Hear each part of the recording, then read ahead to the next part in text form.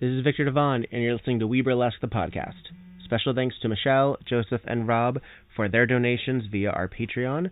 If you want to be like them, which is amazing and awesome, you can go to patreon.com/WeBurlesque and pledge your donation today.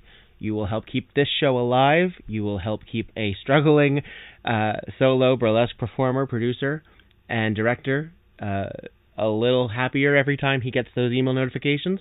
And you'll let people know that you support live performance art in an era of terrifying realness. So, thank you again, and talk to you soon.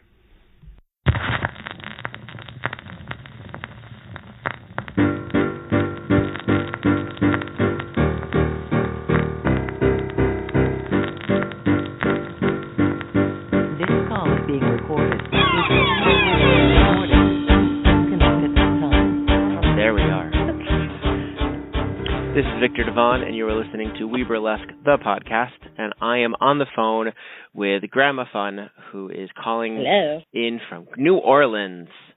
I knew you because I know you from New York, and I know you from New Jersey, and now you're so far away. Yes. Yes, so, still very close. So for our audience who may or may not know you, tell me a little bit about how you came into this whole burlesque world. Well, it's kind of, I catapulted into the scene almost 10 years ago, which is crazy to me. Wow. That it's been, I first started in 2008, and I had a friend named Joey Kipp, or in the scene he was known as Kips Ahoy, and he was doing a lot of boylesque and was doing a lot of go-go dancing downtown, and performed with world famous Bob and Femme Appeal and basically like the old guard of the New York scene. And somehow I managed to get involved. I went to a show, and I've never had seen burlesque before, and so he basically introduced me to the world of it. And then and I was immediately drawn, and then it was just a series of like abstinence, just when you everything's like a little serendipitous, so the way it happened, the way it occurred was like I went to a show. I went to Legs Malone and Runaround Sue used to run a show called Sugar Shack Burlesque, and it was St. Patrick's Day. And, of course, I got lit, because who doesn't get... On St. Patrick's Day. Yeah. And then they had a go-go dance contest in between their first and second sets, and I didn't know this because, obviously, very drunk. And Runaround Sue puts a shamrock on my sticker on my hand, and then basically prompting me that I was going to go-go dance, in the go-go dance contest, and I had no clue. And then Joey was just like, oh, that means you're going to go compete. I'm like, excuse me? I am, way too drunk for this. And then from there, it just became this, I ended up winning, and I already had the name Grandma Fun, and I have retold this story several times already, because most people are like, how is there a burlesque dancer named Grandma Fun? And I'm like, it's true. I know. It's true. Under the age of, I'm going to still say, are you under the age of 30 still? No, I mean, I am forever young, but forever young. 32. So when I met you, I'm assuming you were under the age of 30. And for those who don't know Grandma Fun, she's a youthful looking lady, and to be introduced to someone as Grandma Fun, it's an experience that one might need a little clarification on. So if you do not mind saying at least one more time for the record, and then you can point people here and say, I don't want to talk about it anymore. Go check out this episode. And for the record, well, actually, it's kind of funny how it all prompted, but it was originally a stupid name I came up for myself because I was trying to put together a Guitar Hero community in Queens, and then it evolved. It turned into something bigger than me. So you mean the video game, Guitar Hero, the video game? Yeah, Guitar Hero, the video game. Yeah. And then, so it evolved, to the point where I had no control. It just became bigger than me as an entity, and I was like, I can't even like justify how this happened. It's like as soon as like I put it out there in the universe, it just like catapulted into a menagerie, into a series of what the fucks and how, but it works. And so flash forward to this show, you know, they put me up there and they asked us like, oh, what's your name, your age, one fun fact about you. And before I could even say all those things, my friends in the audience yell out Grandma Fun. So Legs Malone was the one who was hosting that portion of the night and then was like, what is a Grandma Fun? And of course, I'm drunk. And everyone is drunk. And I was like, I'm like a grandma who's fun. And after that, it ensued into me winning the go-go dance contest. And what I won was I got to go-go dance at their next show at Sugar Shack. And then from there, I just got introduced to all these, like, burlesque legends and luminaries, and Joey just kept getting booked, and I kept going to his shows, and then I asked him, like, hey, what happens? How do I, like, do this, you know? I'd like to try it, and thinking, like, oh, don't I have to audition and stuff? Like, and then he goes, no, just go talk to it's a complicated job.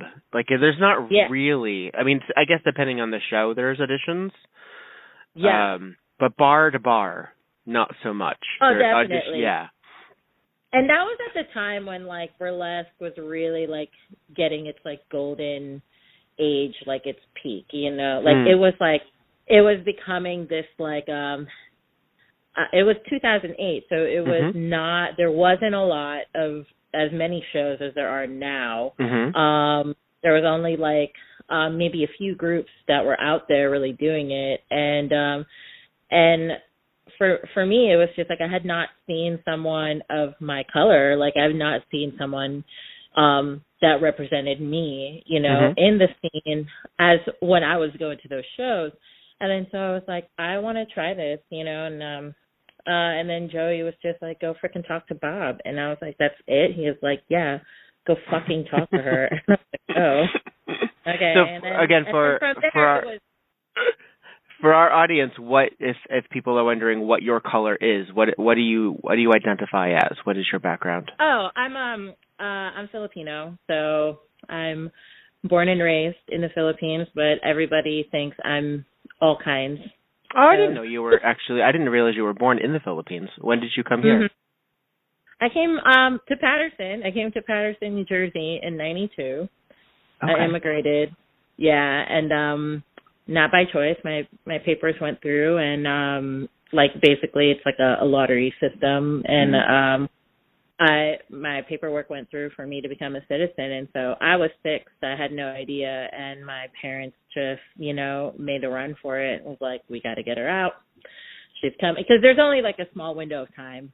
Right. Was there anything happening in the Philippines at the time that they were particularly enthusiastic about you moving over here? You know, it's the opportunity for better education, also known as me becoming an artist and a burlesque performer. They knew that way back then. They knew. They're like, well, she's using the Flintstones phone and she keeps talking about pasties, so we think. Yeah, I mean, I didn't know. I kind of feel like Amelie in that sense, where I have this like weird, I have this extraordinary, like, destiny, this fabulous destiny that I don't know what it's about, but it's just this, everything's always just been this weird series of events, and it organically becomes what it is that I maybe secretly had desired, you know? I don't know. I always felt that way. I just never know how to explain it. It just happened. And that's basically where my background is, where it's just like, yeah, I'm really a Filipino island farm girl, and somehow made it to New Jersey. Now, as for the audience knows, I am extraordinarily white, and I am European white, which means that no one except in a instance of, I don't know, comparing notes asks me where I'm from or what my heritage is. For the most part, nobody asks white people what their heritage is. Do you find as someone who, I guess for lack of a better expression, looks ethnic, that you get asked where you're from or where your family comes from a lot? Daily. I mean, I even have people tell me to my face where they believe I am from. Oh, they guess. They guess. Oh, yeah. It's not even a guess. Sometimes they do. They assign. Yeah. I usually play a game with them where it's like I give them 3 chances whenever they're like, what are you? And I'm like, oh, well, dun, dun, dun, dun, dun, dun. Like, I make up a whole game show, in broad daylight on the street, in the grocery shop. Like, I just feel it's really, it's kind of rude, to ask someone where they're from versus, hey, how are you doing? What is your name?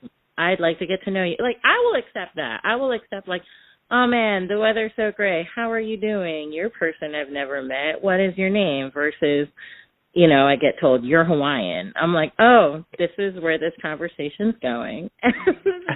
And you're like, well, that's news to me because. Right. Like, okay. Or it's like, it's depending on what I'm wearing, which is why it's funny to me because I'm like, and why burlesque particularly resonates with me is that I get to really speak my narrative.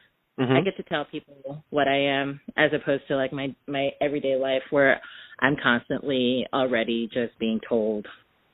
I mean, they don't even have to say anything, I could already tell. And then the curiosity just like kills them, because they have to box me. They have to know what are you, and that's like exactly the thing that they'll say. They're like, what are you?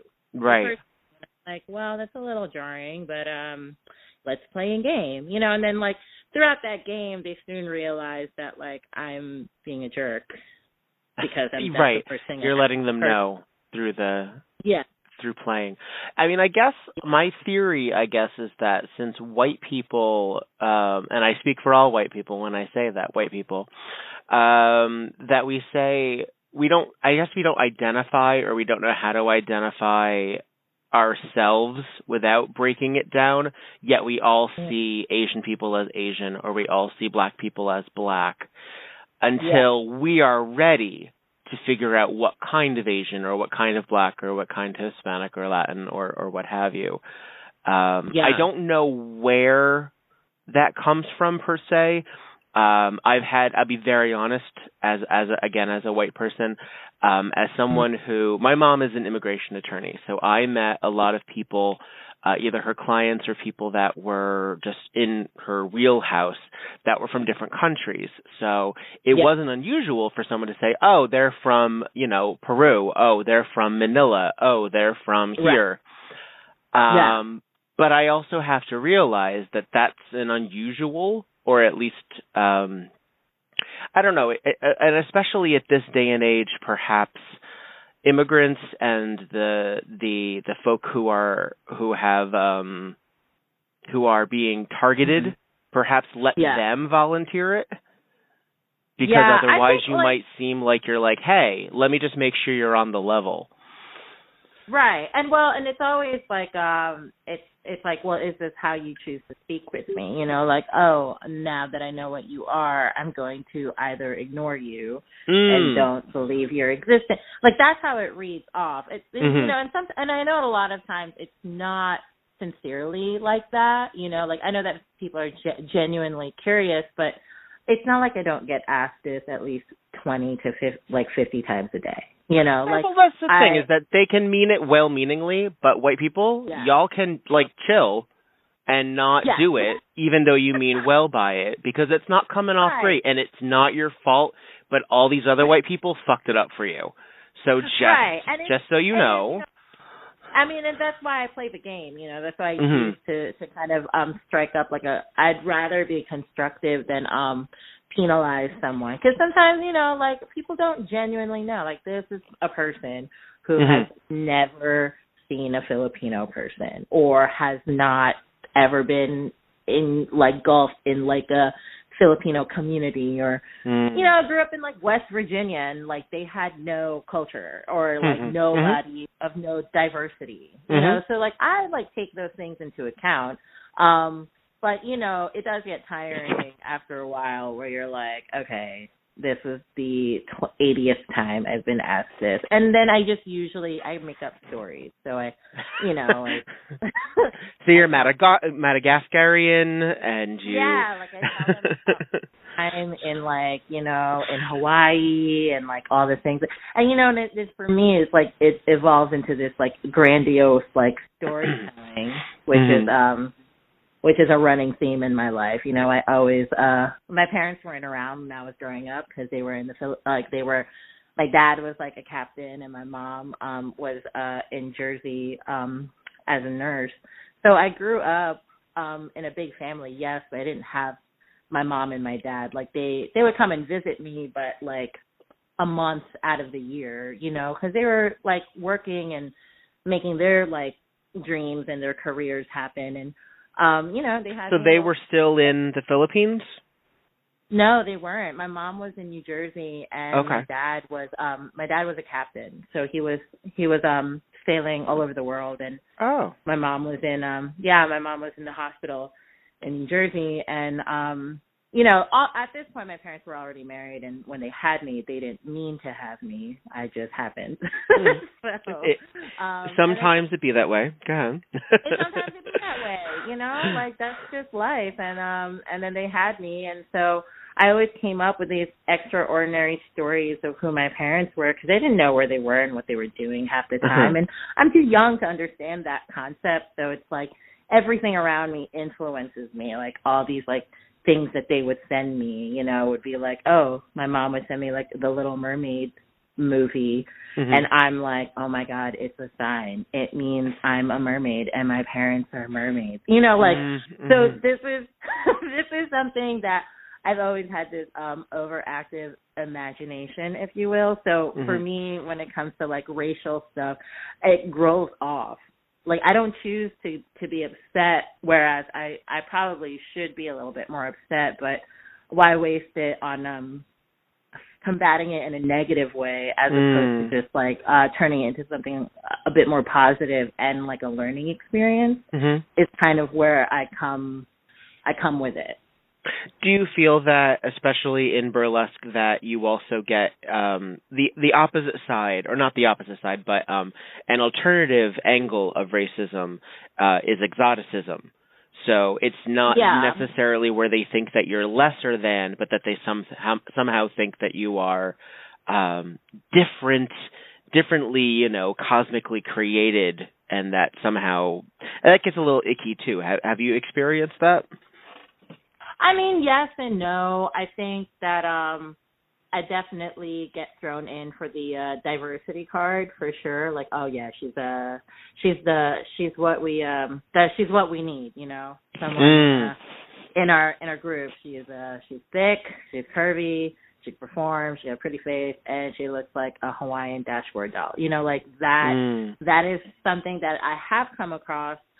Where it's like they need me for that. And listen, I have no problem being your pineapple queen. At the end of the day, I'm here to sell a fantasy. If you want a tropical pineapple queen to appear, I will do so. But I do it. The thing is, I do it on my own terms. Like I don't really subscribe to like I got to do some like tiki oasis like no, like I choose to do a soul song instead. I choose to do something that's like that kind of sets me apart from it's all about being subversive for me as a performer. So I'm always going to stick true to that. Just playing it up. Like I'm like, okay, I'm going to have you maybe particularly think one thing, but it's not going to be what you think it's going to be. And that goes along with the name Grandma Fun. I mean, like, it just confuses the fuck out of everyone. And do people wonder if it's some sort of native situation that they're not getting? If that you are perhaps named after some indigenous people? It's actually amazing because there is this mysticism that's been developed around the Grandma Fun name. Uh-huh. It was actually Bella Blue here in New Orleans who asked me one day, and she's like, I just gotta wonder what that means. And then she told me, she's like, maybe people were thinking it's like part of your ethnicity or like it's and then I'm like, that's kind of cool that I've built this I didn't mean to do it. It was just as simple as like it's a grandma who's fun. But everyone has like come with this different idea of what perhaps it is. Also, since you're in New Orleans, there's sort of like this aspect of like it's an honorific, like the grandma of like this mysticism and this voodoo practice that you are the grandma. Oh not even. I think it's like also like in New York too. People were like people in New York and Jersey. I mean, everywhere I went, everyone just had this like, there's like some mystical, like, is that like tradition? Is that like, or someone would be like, Mafan in Taiwanese means trouble. And so you're grand, so you're like big trouble. I'm like, well, I mean, I'm kind of like those things, yes.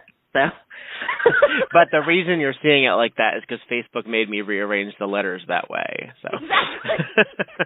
That's the best part is that all the factors are just like, because Facebook just decided to separate it, or actually, it's really like a grandma who's fun, like like your grandmother. So it's like really funny to me that everyone has this like, they come to this weird, like they just don't understand it, but then once they get to know me, it like works. They're like, oh yeah, like it rolls off. Do you feel that as someone who sort of got the name incidentally, if not accidentally, in burlesque, that you take on something of a matronly or maternal figure in your circles?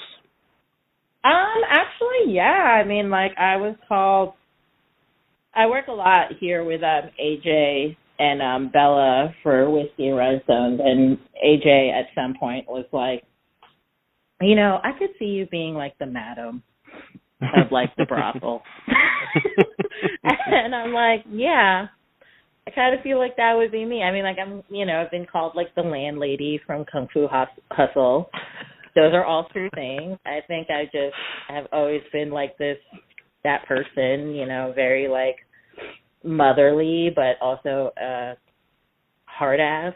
Mm-hmm. Like I've been through some stuff, which is true. I have been. So it's like kind of a natural thing for me to kind of assume that role. Also, I was very close to my own grandma. So what did you perhaps take in from your familial background to become who you are, if you are like your grandmother? She always she basically was like wanted to be a pageant queen. Like I think if she wasn't married at the age of 15 and had to pop out 8 children and just become a mom, that she would probably end up like a manifestation of what I'm doing right now. Like she was a talented seamstress, self-taught. She went to hair school, she went to beauty school. And she sewed for like the community, like she would like, and that was like her income, like in those days, those were different times, this was like in the Philippines, and women like her couldn't afford to just go to school and like do all these things that they want to become, like what a lot of burlesque performers are doing. They're just like making their own paths and their ways and self-teaching themselves and creating their art, and there's so many talented seamstresses in this scene, and it's like I feel if my grandmother was presented that as an option, she probably would have done it, because she put me in beauty pageants. I mean, it's no shock why I end up the way I did. I mean, if you're going to put me in cupcake dresses and parades, Is that your history? Is that the Yeah. the background to Grandma Fun, that you were Yeah. I was, in permanent quinceañera? Yes, I was. Yes, I was permanently in quinceañera wear. This is very true. Ruffles and tulle has always been a very important part of my life, my developing. So I personally think, I think my grandmother would have probably become like a burlesque artist if she was given that opportunity, rather than being a mother to 8 kids, you know. Mm-hmm. So yeah. I mean, and I would watch her all the time. I would just watch her. She would never buy she never bought patterns, you know. She measured, and everything was made to measure, and she would just create magic with her sewing machine, and I would just sit there in fascination, you know, just how does this woman just make these amazing. She could make anything, you know. She'd go from curtains to a full out, all the bridesmaid dresses for a wedding, you know, to my mom's nursing scrubs, you know, or whatever she could. So can you sew? I can sew some. I'm not a tailor by any means, but I do sew, and I do create I make all my costumes, and it's always been I always have had an eye for design and color and putting things together. But I think it just naturally was she passed it down to me, and I would watch her all the time, and I was really close to her, so it's we shared a bond, even though, you know, I'd be I can't be in this cupcake dress anymore, but I loved it, so.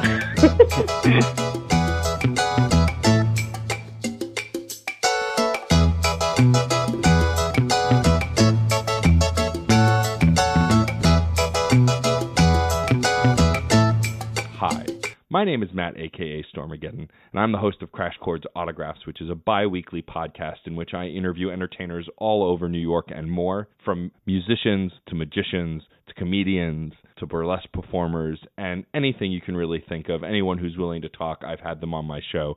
You can find it on iTunes, Google Play, Stitcher, TuneIn, Spotify, and more. You can also follow us on our website, which is crashchords.com. And remember, music is life, and life is good.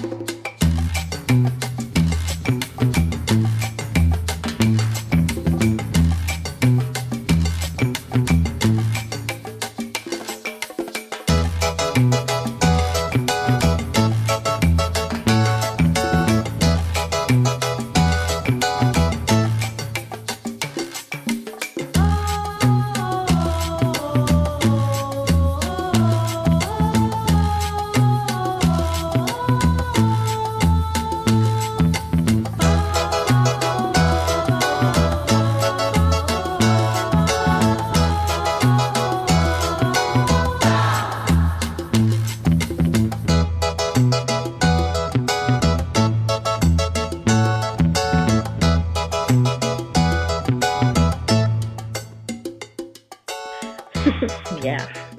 So when you were advised, jumping back a little bit, or actually jumping forward, I guess I should say, when you were advised to go check out and talk to world famous Bob, what happened? Did you speak to them in person? Did you speak to her over the internet?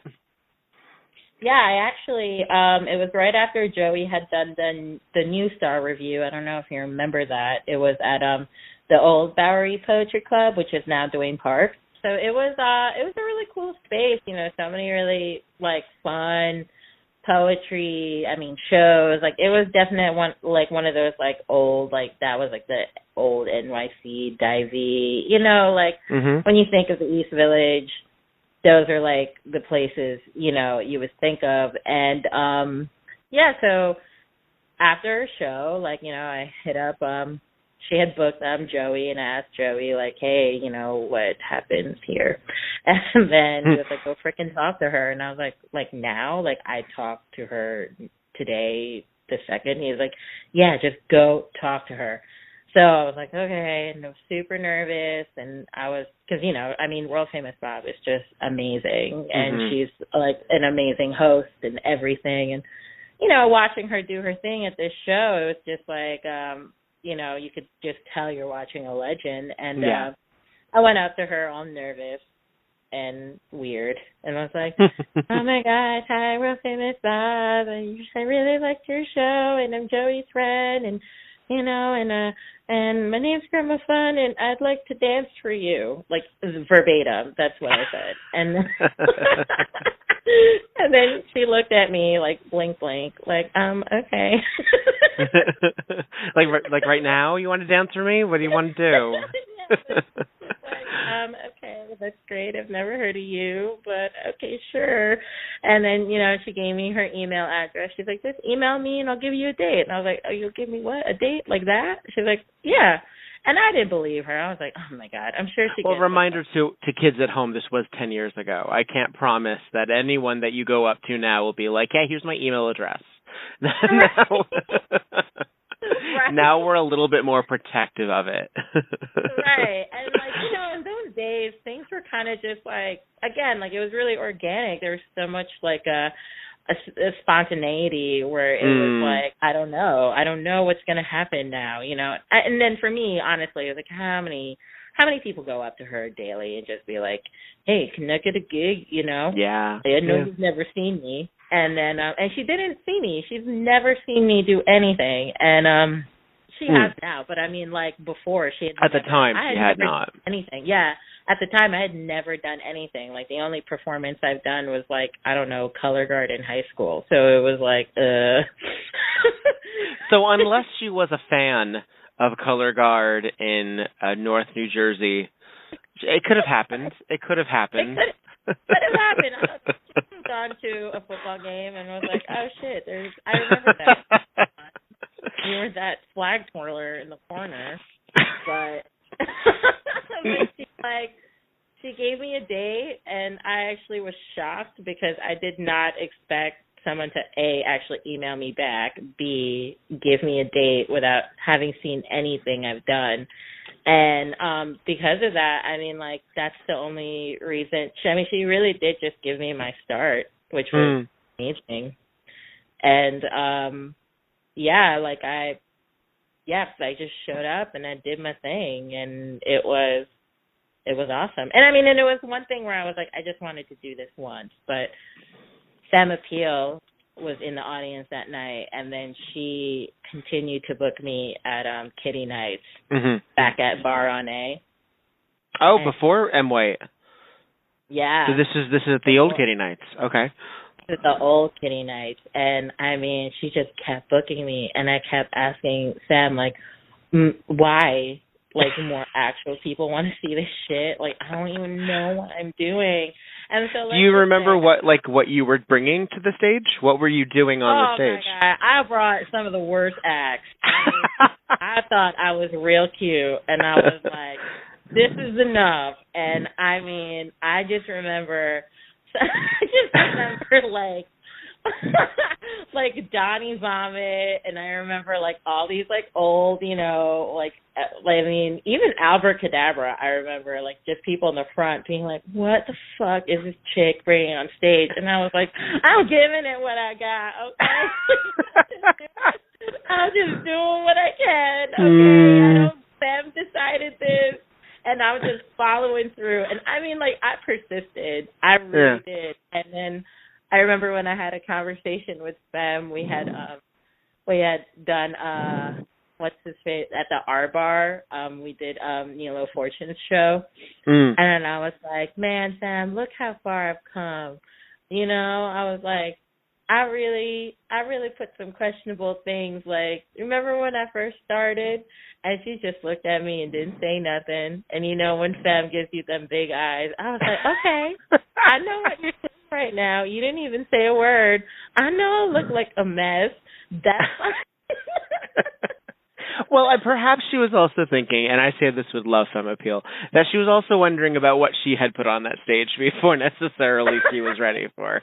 I mean, we all have. Well, and sometimes you need that fairy godmother to say, yes, by all means, work it out. You're amongst friends. Oh, yeah. No one's going to make fun of you. No one's going to throw tomatoes. Work it out. And then one day, you'll get it. Well, I mean, I've seen some of, like, the people who are, like, at the top of their game right now couldn't even get out of a bra. You know what I mean? Yeah. And to, like, see, like, you know, and that's, I personally believe that it's, like, you know, you don't ever want to just plateau as a artist, and especially, like, in burlesque. I mean, longevity really is your actual, like, that's what's going to resonate the most, you know? Mm-hmm. Like, how long you continue in this and how long how you're able to progress, because, you know, you never just want to just stay at one level. I mean, what's the fun in that? I mean, you have to fail, and you're going to have to put out some really questionable things out there. And then you learn, like, and I mean, you're growing as a performance artist. I mean, there's no handbook as much as there are, like, now more information about, like, burlesque and right. I mean, I'm not disputing those things, but I think, like, as generally overall as an artist, especially as a performance artist, you have to think about, like, what's the message that you're trying to send out there to the universe, you know? Like, you got to think about, like, okay, well, what is the narrative that I'm trying to do? Like, what am I even doing? As long as you find that for yourself, I mean, all these things are just, they're going to come into place. And being in this for 10 years now, it's kind of incredible to me, like, where I've ended up and where I've gone, and, like, how even still to this day it's brought me to stages I would have dreamt to perform in, you know, or never thought I would end up performing in, or places I didn't think I'd end up, like, being at. So I really think that it's, like, sometimes, you know, it's not always your time to shine just yet either. And that there's a difference between also your art and what is booked as entertainment as well. Oh. And a lot of performers who really want to get booked, who really are struggling, like, consider also that your art, no producer can ever take that from you. We just don't always have the stages to display it. Absolutely. And I really do think that if you're going to, like, be a performer, like a burlesque performer, you know, at some point, like, taking a stab at, like, producing, you really have an appreciation for producers and what they do to maintain, you know, a show to go on. I mean, it's absolutely true. It's really hard to maintain that, and that, again, sometimes, like, venues fall, or venues are just not accommodating, and then you have to go find like a proper home that could really, like, allow for this and house this and, like, really feed it and turn it into something that can be a long running show. Like, it's not as easy, you know, and it's not necessarily always black and white, is what I've found. You know, I've dabbled in, like, the troupe.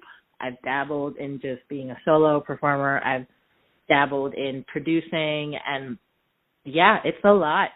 There's a lot. Yeah. Like, so a lot of different things going on depending on all of those things. And also producing venue to venue and with cast to cast can also be different. When you did, I know when you were in New York before you headed off to New Orleans, which I want to talk about that transition. You produced a show, I believe, with Southern Comfort called Hoes and Housewives. Is that correct? Yes. Can you walk the audience through a little bit about what Hoes and Housewives was about? Well, I actually, it was actually born from I don't know if you remember that driver's seat burlesque. I do. New York School of Burlesque. Yeah.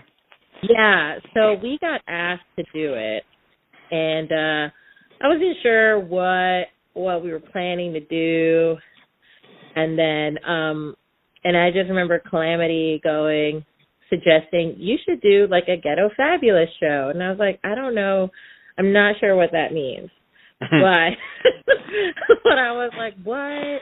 And it got like my like, you know, wheels turning. And of course, you know, this was at the height of like me binge watching on like terrible trash TV. And then I just got inspired by the Real Housewives, and me and Miss Southern Comfort just like came into this agreement. We're like, oh my God, how hilarious would this be to create these two characters that we all know very well, her being actually from Atlanta and me actually being from New Jersey. So it was like we basically made up a narrative. We had no idea what any of the dancers were doing. We're like, listen, loosely base it on a housewife, but we're going to build this your narrative on stage like improv. And me and SoCo have always had like we pick up where the other slacks. So it's like this like pick-up game, which is basically improv essentially. We do it really well together, and it just became this thing that was like bigger than us, and we had no idea where we were going with it other than these were the things that we wanted it to be: trashy, tragic, and bad accents. And then that's where it went. And everything was like loosely based around the whole Bravo franchise, because it was so ridiculous. I mean, like it was. They had their photos, and then they had their like tweeting wars, and like it was just this is like 5 years ago at this point too, right? This is like 2013, 2014 or so. Yeah. And every show was a season, and we followed the Bravo, the Real Housewives season. Like, you know, there's always that episode where they all take a girls' trip. So we went to Coney Island because we got kicked out of the Hamptons. All of our photo shoots were, you know, it was like that background, you know, it was like one solid color, but it was all like the outtakes. Like we never posted any of the proper looking ones, so it was always us looking like a mess. And I mean, like it was just this whole. It was just the whole ridiculousness of this whole franchise, and we're like, well, we think it translates pretty well into burlesque, and that's how that happened. What were some of the things that you did on stage for those shows? Me personally, let's see, ate a lot of hot dogs. I threw it up. What else did we do? We did bad dancing. There was a lot of bad dancing. Oh, we also did it here in New Orleans, too. We did a Jazz Fest edition.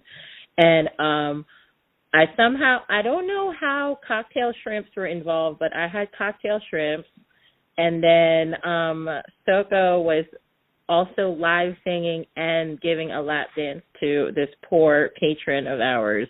And I tried to feed him cocktail shrimps.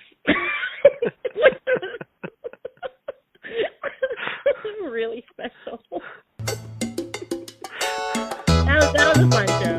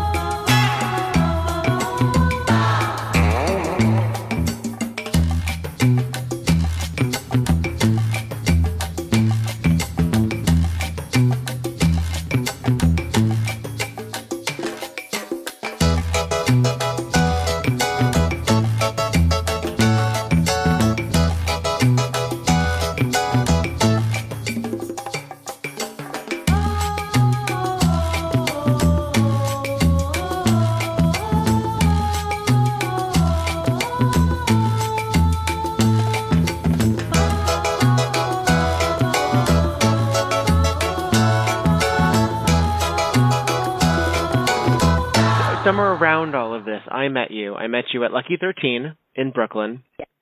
Yeah. And then shortly after that, I was there for somebody else. I went with Regina Stargazer, and you happened to also be in that show.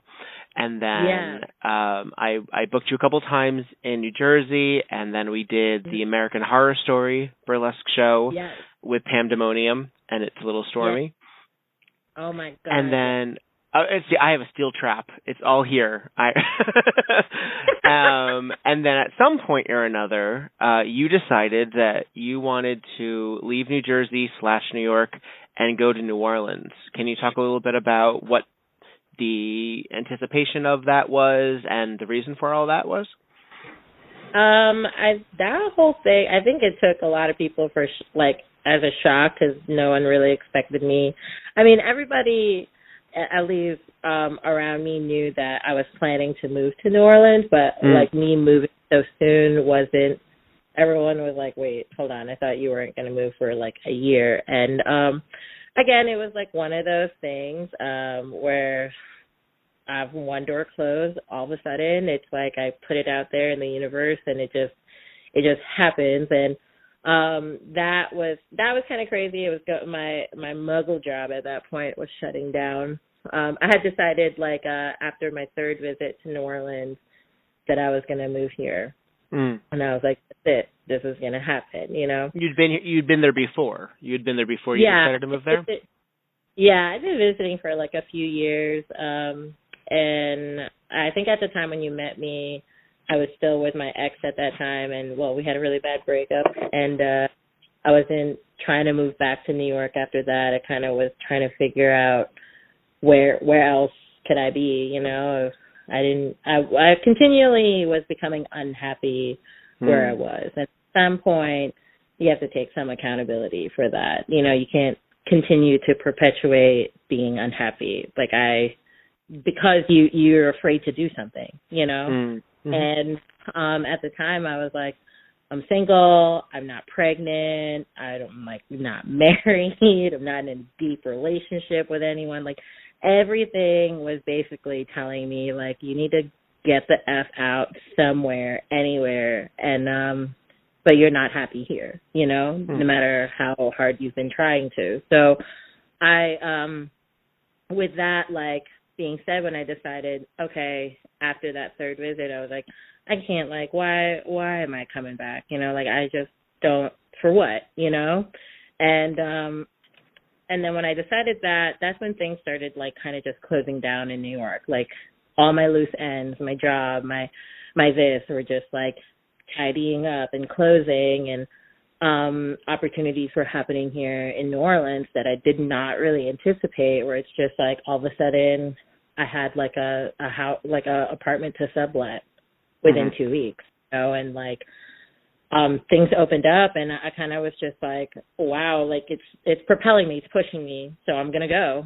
What do I have to lose, you know? And that's kind of where I've always been in my mind, where it's what am I gonna do? What do I have that's holding me back, myself, you know? Mm-hmm. And so I just did it. I just showed up with 3 suitcases and a bike and made it work. How did you get the bike there? So JetBlue, if you get a bike box, okay, I Googled all of this. This is where resourcefulness happens. I was like, man, I really want this bike. I don't want to and I still have this bike to this day, FYI. And then I was like, I don't want to buy a bike down there, which most people would do, but I'm a Capricorn and stubborn and believe I can do anything. And was like, I'm going to get this bike box, I'm going to put my bike in there, and on JetBlue, it's $50 to bring a bike on the plane. Well, there you go. And there we are. And then so that's how I showed up here with my bike and 3 suitcases, and I just made it work. You know, I wasn't really anticipating to do burlesque. I think at this point I was like, okay, I'm starting new in the city. I have no clue what's happening. And did you move? You moved to New Orleans expecting not to perform? Yeah, I actually was. I was like, I don't know where I'm going to go from here. You know, I felt like I had reached the pinnacle in New York. I was like, I've done, I think, most of the things that I want to do, and I've performed at most of the places that I wanted to perform. And then I got here, and it wasn't really happening, so I kind of took it as a sign maybe that I should just call it quits, and get real or something. And I don't know, but I was also coming here on I guess in a way it was a more of a spiritual journey for myself. So I just allowed myself to be taken by the city, and then opportunities just happened, and I would never have fathomed that it would manifest to what it is today, where it's kind of more of a clear vision of, oh, I know precisely what I'm doing as a performer now. And it was really weird and hazy when I first started when I was 22, and now at 32, it's it's pretty clear, and defining it for myself. And again, and this is what's really important, baby burlesquers, is that just don't ever don't compare yourself to anybody else. That's hard. It's so hard even as a non-baby burlesquer. Especially because we have social media and we see what other people are doing, and it's so difficult. I get it. I absolutely. I take that and I say, yes, you're absolutely right, Grandma Fun. I wish, and I pray that I have the ability to someday apply that to myself. I will let you know when that happens. Well, I mean, I also think that again, it's it's a disservice to yourself when you choose to believe that you can't be anything else but, maybe you're not getting all the allocates, maybe you're not getting all the headlining spots, maybe not, but, and I thought those things too, but, I was maybe I'm never going to be this, and all of a sudden I'm being flown out to do a show in Tokyo with a rap cabaret artist. Now, wait. Let's not gloss over this. Grandma Fun, tell me about you going to Tokyo. So, I mean, this is part of what happened in New Orleans. I started just through several different friends and performers, and again, everything is it's all time, and it's all who you're meeting at this specific point. I really do believe this sliding doors effect, the Gwyneth Paltrow movie. If you hadn't done this 5 minutes ago, this would not have happened. Yes, if you had not made that subway, somehow something else would have happened. Right, yeah. Or oh man, I didn't lock my door and I had to go back, or I don't know, I decided to take a different route. Yeah.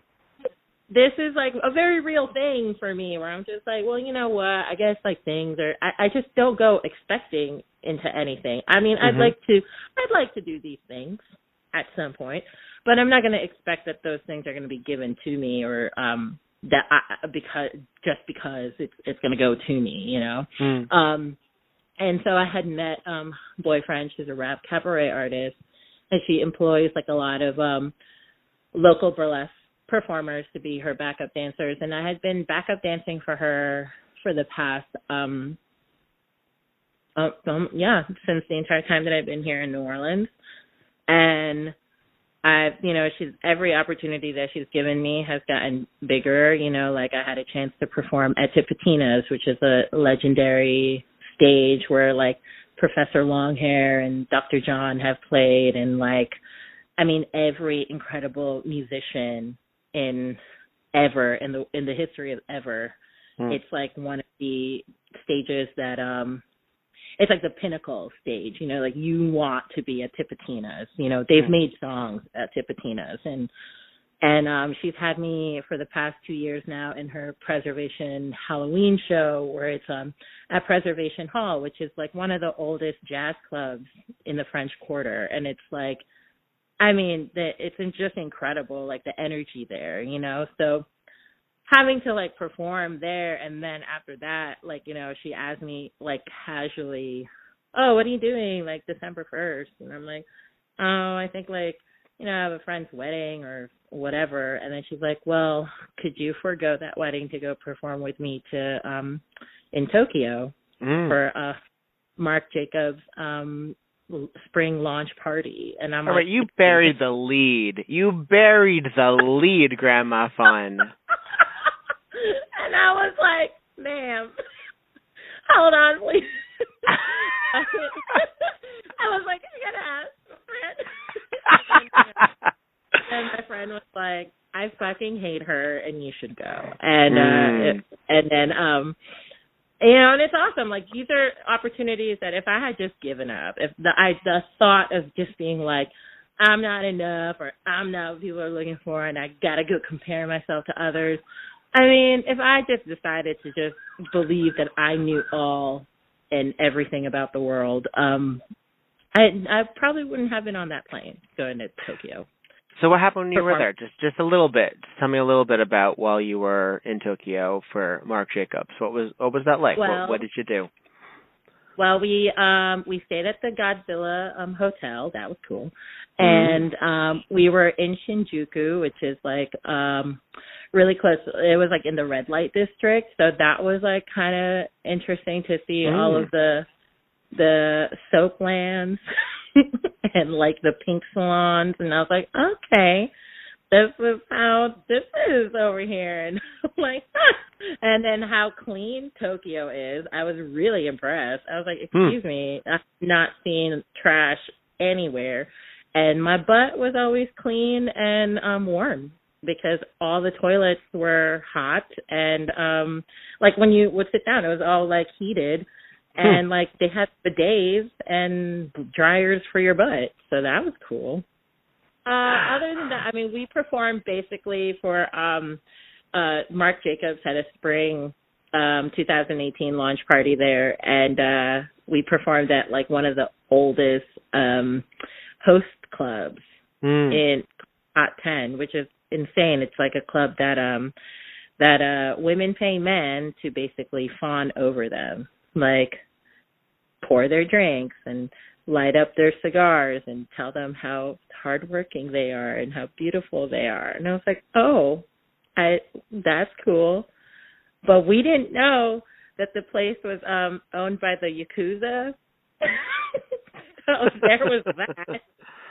And then they're like, yeah, if you could just, like, not, break anything, that'd be great. And I was like, why would we break? Why would we break anything? They're like, well, it's owned by the Yakuza. I said, the Yakuza.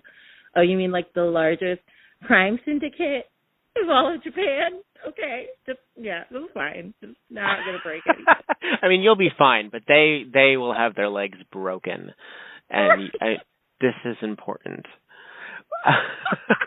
So what did you do? Did you do an individual act? Did you go? Did you what was your role in all of this? Well, I do. I back up dance for her, so like I've already learned like the numbers that we like, because I've performed with her a few times already. But we just also, choreography. And we had an opportunity to do to perform our own burlesque numbers, but she picked the ones that she wanted, and so that's what we brought over. And yeah, I mean, like it was a pretty neat experience, and I would say I was like, this is probably up there in the what the fuck just happened? Where am I going in my life? Holy shit! I buy that. Yeah, so, did you meet Marc Jacobs? No, he was not there. Definitely. But I mean, all of Japan's superstars who had no idea, and then that, and then that's what made me feel very small too, as like a person of the world. Like, wow, how little I know about life, because like I couldn't function, like I couldn't read Japanese, and so that was weird, and especially like I couldn't just brush up on Japanese. Like I was given like 2 weeks notice that I was leaving for Japan. So it's like, okay, I don't know the first thing, what to do or say, or I should bow at this time or not bow, or like, oh, it's not customary to like when you tip a cab driver, you don't tip a cab driver. They look down on tips. And I was like, oh, I didn't know that. Those are things I didn't know, So as a Filipino American, the Philippines are considered if somebody says that they are Asian. That's correct? I mean, yes and no. There's always like this debate on what it is. The difference between Filipino Asian versus Latina or Latinx? Yeah, I mean, not that per se, but like in the Asia spectrum, most people call it the South Pacific, others call it Asia. The Pacific Islanders. Yeah, Pacific Islander. I mean, like, I don't know. I'm like, did you experience any awkwardness or expectation while you were in Japan that you were not Japanese?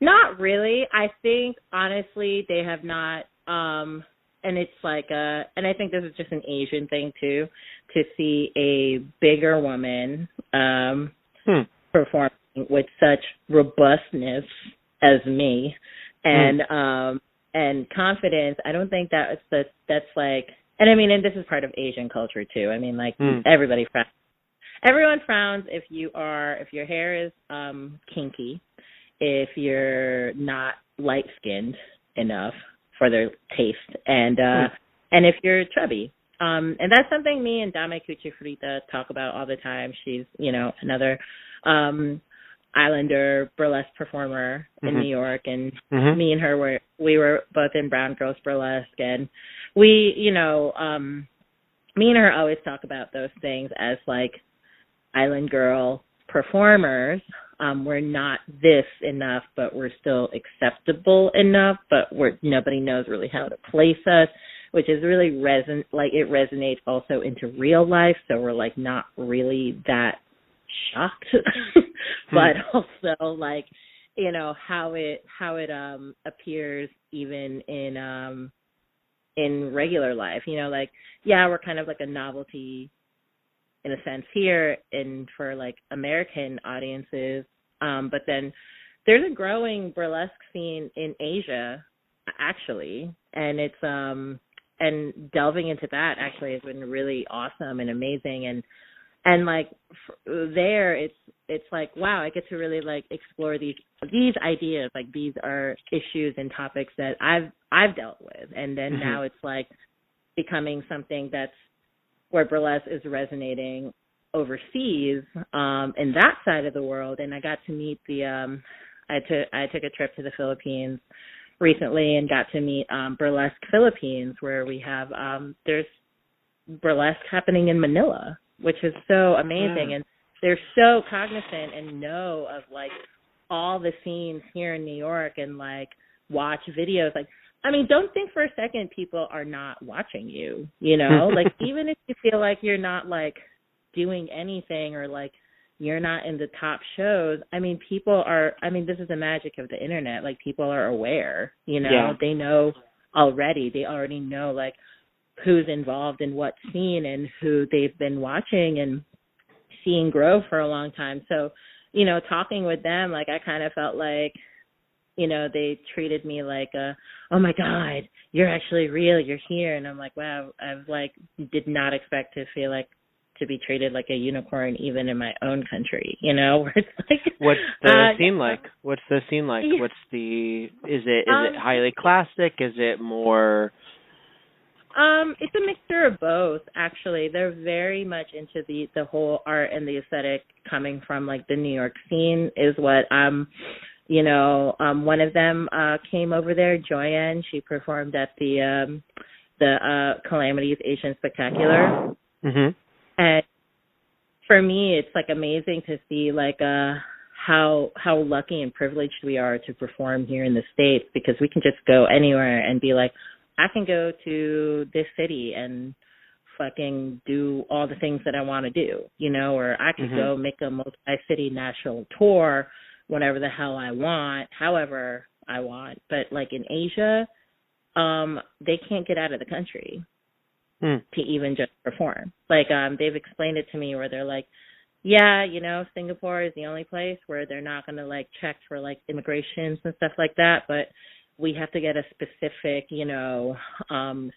thing to be able to come to the States. Like, I forgot what his name was, but he was one of the Filipino burlesque performers who made it into the Boylesque Festival in New York, and he couldn't do it because he didn't have they denied him access to come to the States. And it's like, it has to be a really specific thing, even if you're a performer or that you're trying to perform somewhere, they can still deny you. And that to me was like the most mind-blowing thing, where I was like, what is the issue is that they have a problem with? It's simply as it's immigration. It's like the way America is now, where it's like you can't just easily come here. Just in general, because you're from another country. Mhm. Yeah. And that they'll deny it from you. I forgot like what card it was or whatever, but like basically you just can't. They can deny you this the entry.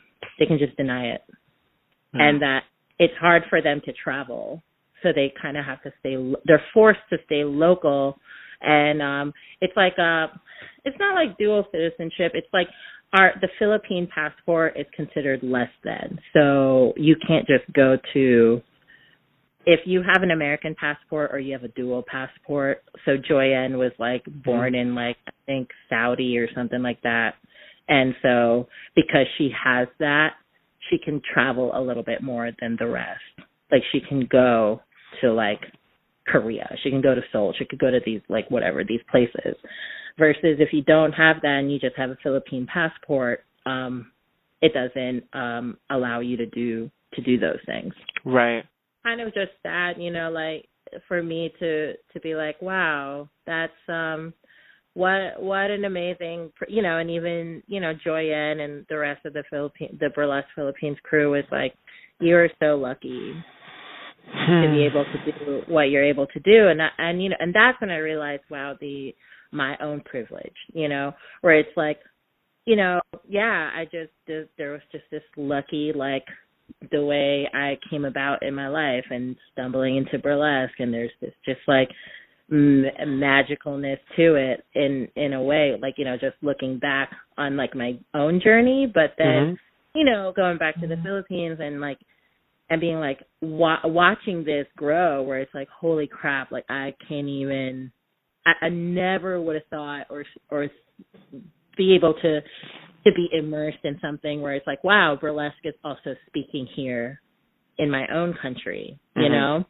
And these are ladies that I've always wanted to see represented in when I moved here, you know, where it's like, well, I don't see that kind. I don't, and that's what I'm saying, where it's like my place in burlesque has become, it's taken a different note. You know, I'm not looking to be a queen. I'm not looking to pay to play. I'm not looking to I'm looking to actually represent in some capacity.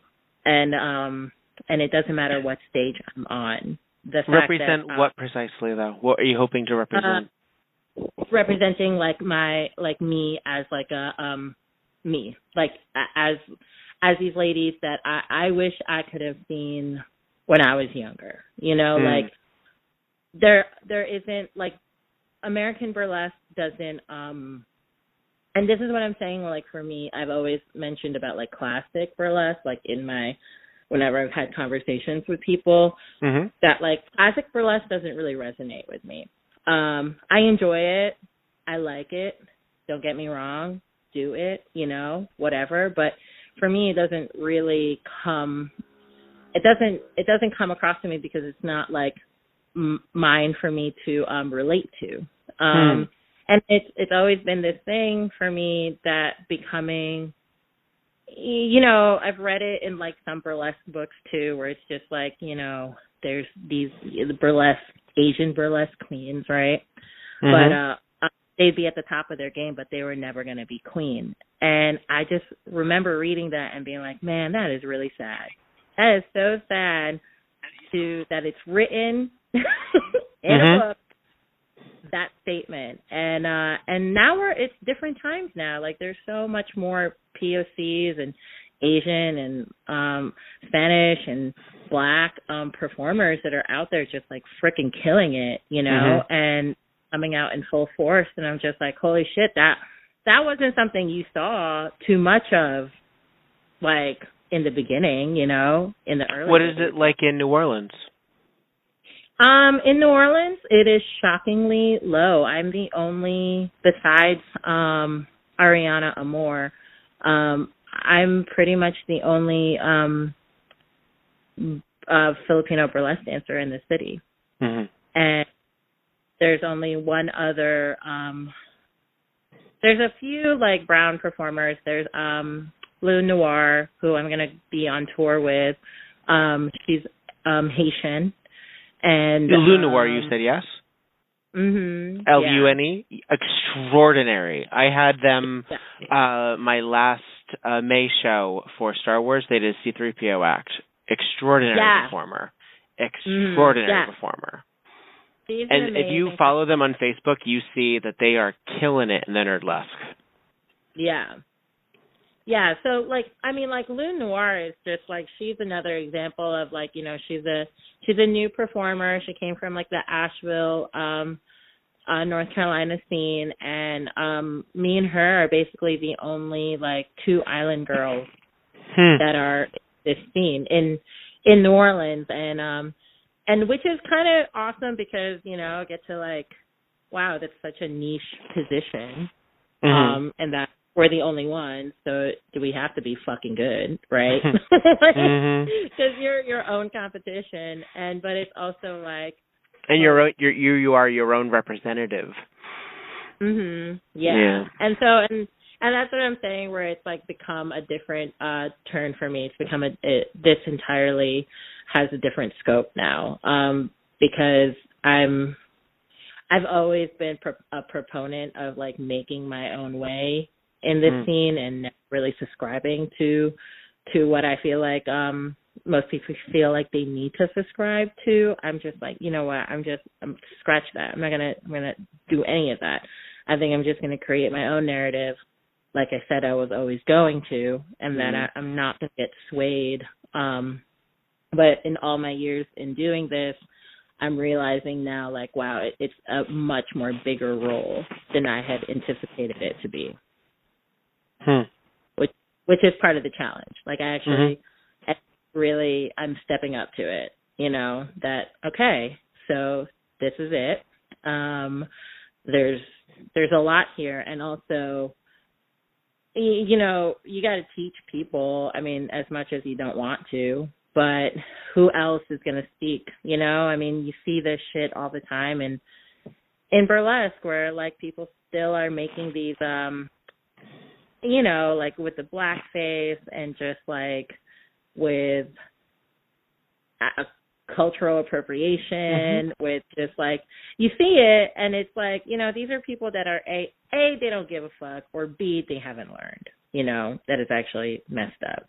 They've heard. They know. That's the thing, is that anyone over the age of 20, let's say, they've heard that expression already. Like, you can say, but, like, let's consider that if you were born in the year 2000, in the first half of the 2000, you're of age.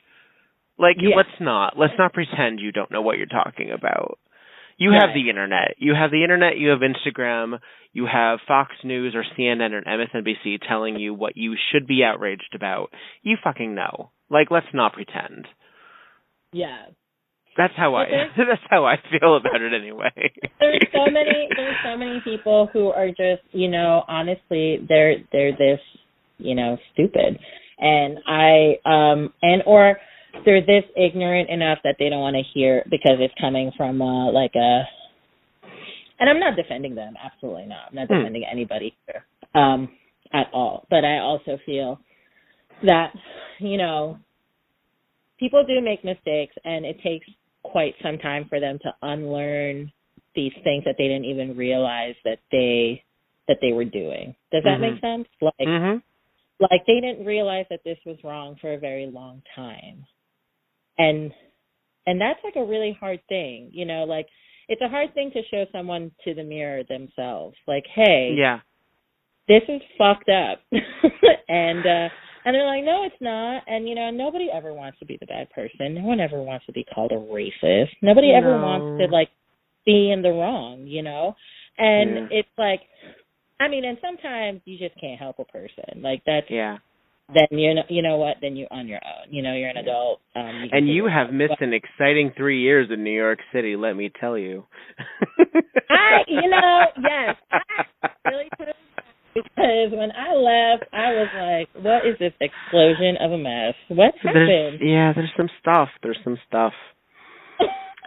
I mean, it's so much. I really do firmly believe that, we're all here to teach each other, so whether we want to or not, we're here to teach each other things, and that's the great thing about burlesque is you could truly immerse it to be as deep as you want it to be, or you can keep it surface, but you choose, you choose what you want to put out there, and that nobody is putting a gun to your head, you are choosing every day what you're doing.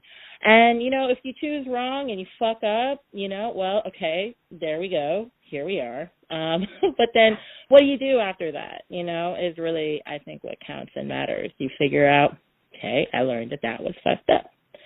So I'm going to make these attempts and maybe the steps to right my wrongs. I mean, I think most people, don't mean to be malicious. I mean, I would hope not, but at least that's how I feel. Yeah. No, I guess the folk don't expect to be malicious per se until you call them out. And again, I don't know, and it's interesting thing about having a podcast that takes place in the New Jersey, New York scene. I'm not sure who my audience is per se. I have a feeling that a lot of people who are listening are burlesque performers.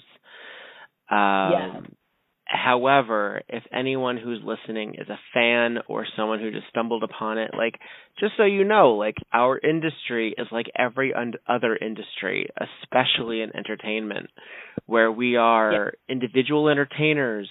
The difference being is that we don't have these megalomaniac Miramax Studios or MGM. We don't have those. No. But we still kind of treat the big bar show down the corner as MGM. We still pretend that's somebody. Who cares? Who cares really? Right. And that's where I feel, okay, this is where I think it's a personal thing where it's okay, let's just come down to earth, all right? And get your priorities straight, I mean, that's only going to get you so far in this life. If you're going to continue to just stay small-minded, you know what I mean? And I talk about this all the time with my significant other, and it's just you notice the people who are putting work, actually putting work into things, are the people that don't say much because they're working, and they're busy. Working. Yeah, they're busy. They're working in their craft. They're making. They're creating. They're not the loudest. They're not the ones that are just this,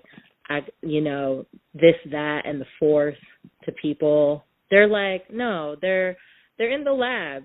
They're making things happen. They're busy, and there's a lot of truth to that. And and moving into this city in New Orleans where it's it is really incredible to be surrounded by not only just a lot of incredible talent, but from musicians to everyday life to, I mean, you just see these people. They're just I don't have time. I'm in the middle of creating this positivity or this energy out into the world that that I want to do, and it's infectious. It's it's a everyday fabric of this town. It's and it's a very important part of this town. It's what makes New Orleans so amazing and beautiful, is because every day there is just this amazing collaboration of whatever, and that no one here thinks anybody is I mean, celebrities come here to hide, and because they can, because nobody cares. They're just like, wow, you're this person? Cool. Whatever. Let's go grab a beer, or let's just, here's a crawfish boil, or like, like this whole city is just like, it has its very amazing ups and it has its really sad downfalls, but it's also what makes it so like special is every day on every block somebody's like celebrating life or death at any turn, and it's like I've never experienced that before except for like probably in the Philippines when I was growing up, and so for me it's like this is the first time I've actually felt at home in the States, which is a really big deal for me, immigrating here and not having a sense of identity or home, and then finding a place that actually is indicative and representative of that is like, I feel like I've won the jackpot, I mean, if anything, moving away is really, I think, as an artist, really helps develop you truly into what I feel like you would hope to want to be. I mean, you need to, like, that's part of like an artist's life, right? Like, you're meant to be kind of open to everything, like you're a medium, you're a channel. And whether right now, currently, it's in burlesque, or if it's, I don't know, in something else, you have to realize, like, you kind of owe it, like, you have a responsibility. You can't just be putting crap out there. I mean, you can, all right, that's fine. That's what you want to do. You want to put crap, or do you want to make something and have it become like a positive, something great, for people to enjoy? I mean, it's really your intention and what you set out to do, because listen, there's going to be a million talented people out there, but there's not going to be that many memorable performers. You feel me?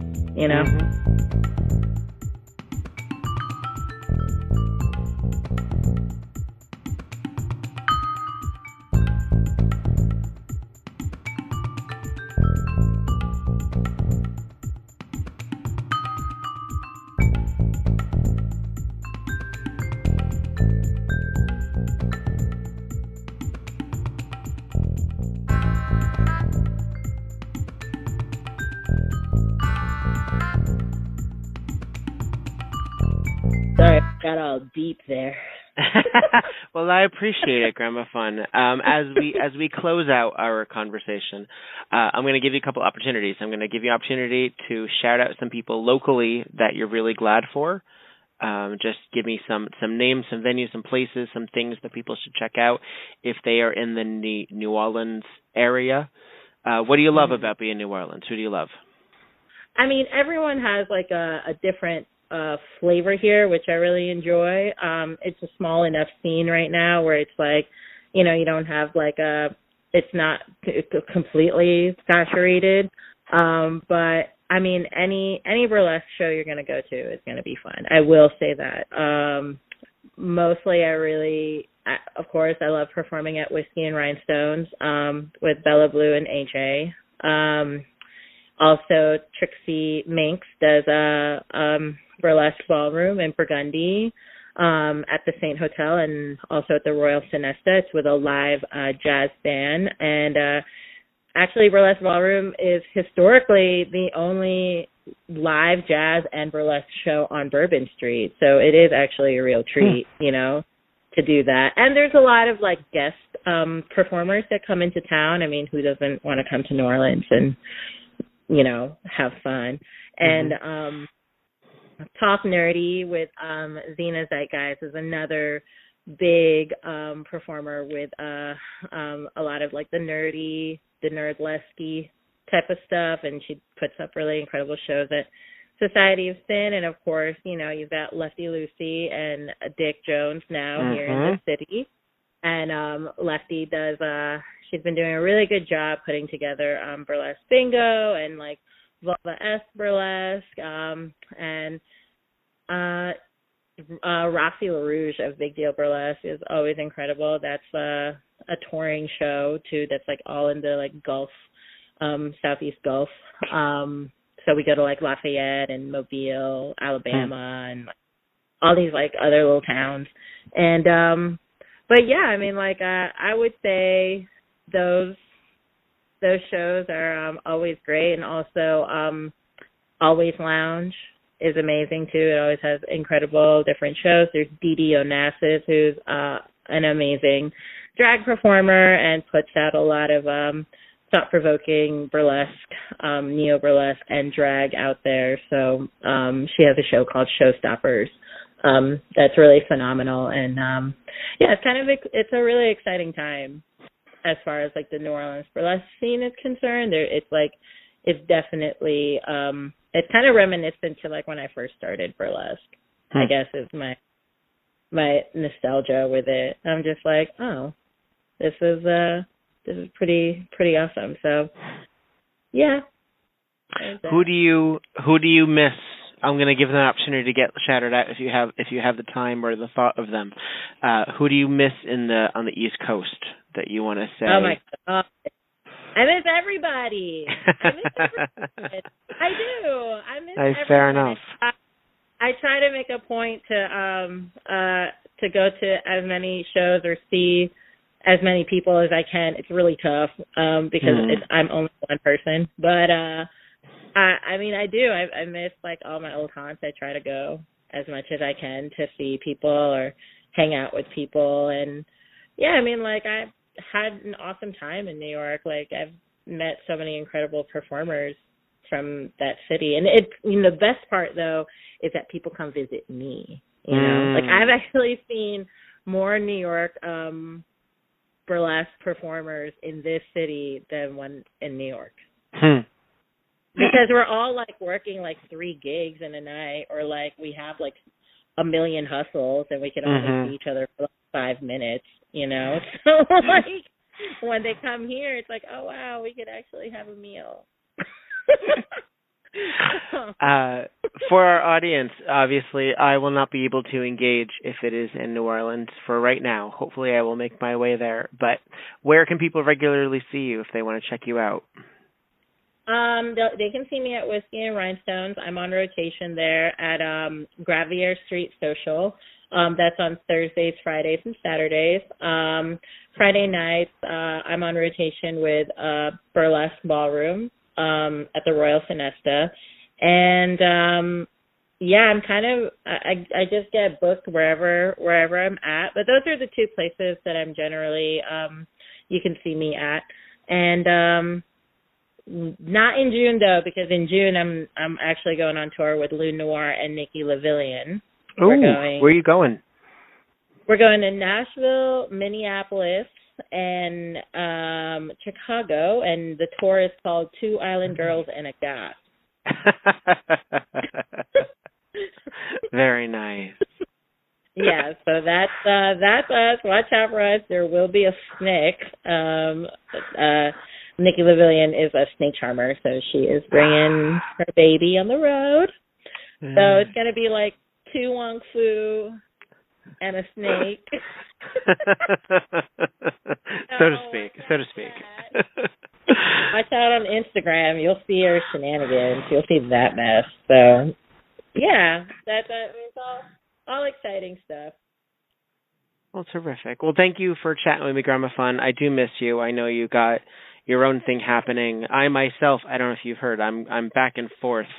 I just got married, and I'm going back and forth from California. Congrats! Thank you. So I myself will be figuring out what it's like, hopefully, to be someone who is performing in the Midwest and seeing what they're doing. We'll see how that goes. I'm heading out to Ohio in August. I got accepted into the Ohio Burlesque Festival, so I'll be heading there. Oh, congrats! Thank you. That's awesome. Yeah. That's fantastic. I mean, you're going to have so much fun.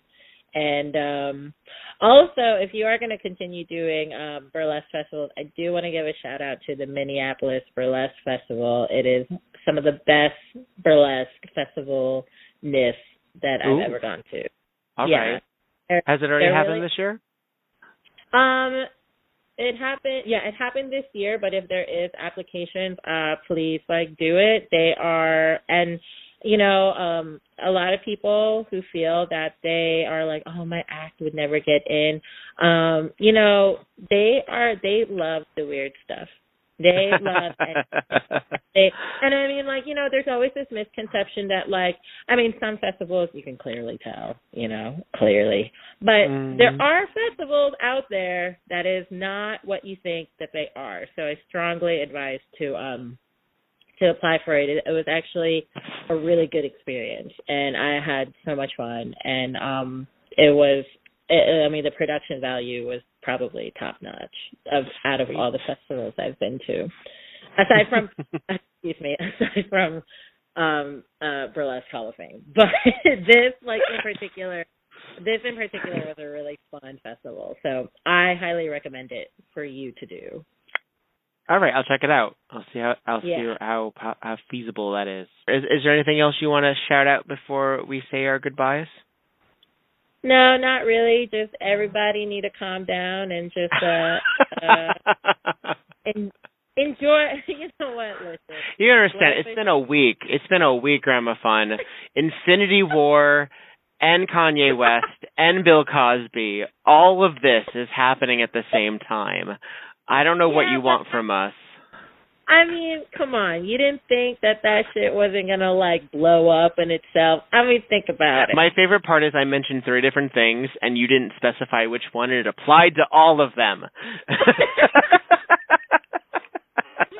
me, I don't really care. Because listen, people will, the things that are wrong in this world will always implode, okay? But as long as you are awesome and you're doing the best that you can and you think you're doing the right thing, you're doing it, and that's all that matters, right? So everything else is a bunch of bullshit. That's exactly what it is. It's a bunch of bullshit.